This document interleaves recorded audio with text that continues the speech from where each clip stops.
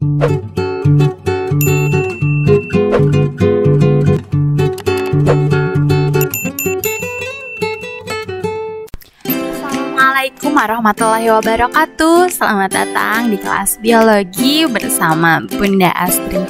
Di video kali ini kita akan membahas anabolisme ya. Apa sih anabolisme itu? Nah, anabolisme itu merupakan kebalikan dari katabolisme, yang merupakan penyusunan senyawa sederhana menjadi senyawa yang lebih kompleks. Untuk sifat dari anabolisme itu sifatnya endergonik ya, artinya memerlukan energi. Apa saja sih contoh dari proses anabolisme? Itu ada fotosintesis, kemosintesis, dan sintesis protein. Kita akan bahas fotosintesis dan kemosintesis saja ya.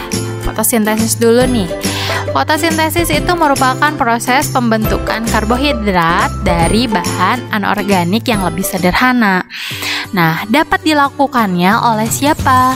Oleh organisme yang mengandung klorofil.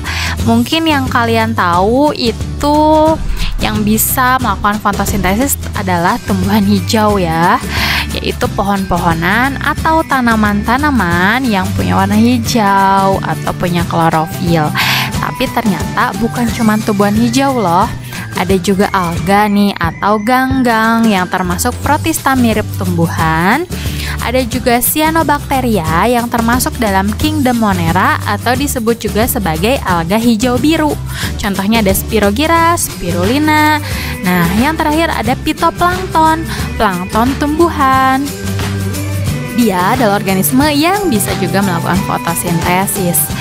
Fotosintesis ini terjadi melalui dua tahapan ya, yaitu reaksi gelap dan reaksi terang. Kita bahas dulu fotosintesis pada tumbuhan hijau yang terjadi secara umum.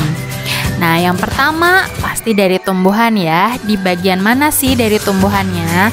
Mayoritas itu di bagian daun, karena yang punya klorofil banyak itu di daun.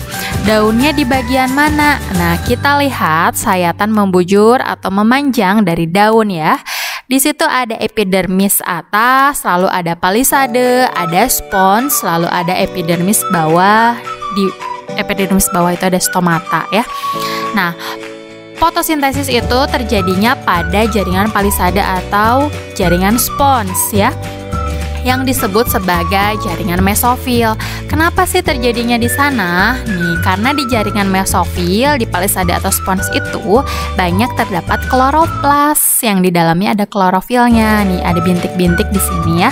Namun dari palisade dan spons itu yang paling efektif adalah palisade karena sel-selnya lebih rapat. Nah, kita lihat di palisade itu ada kloroplas. Bentuknya atau model kloroplasnya seperti ini ya. Jadi kloroplas itu punya dua membran, membran dalam dan membran luar. Lalu dia punya cairan kloroplas, namanya stroma. Ini nih yang warnanya abu-abu atau biru ini ya. Lalu ini yang bertumpuk-tumpuk itu namanya grana. Untuk satu tumpukannya grana, tapi untuk satu bulatan, satu koinnya lah ya, itu disebut membran tilakoid. Jadi grana itu adalah kumpulan dari membran tilakoid. Itulah struktur dari kloroplas. Oh ya, di sini ada yang menghubungkan antara grana yang satu dengan grana yang lain, disebutnya lamela. Nah, bagaimana sih sekarang proses dari fotosintesis itu? Nah, prosesnya itu tadi sudah Bunda singgung ya, dia ada dua tahap.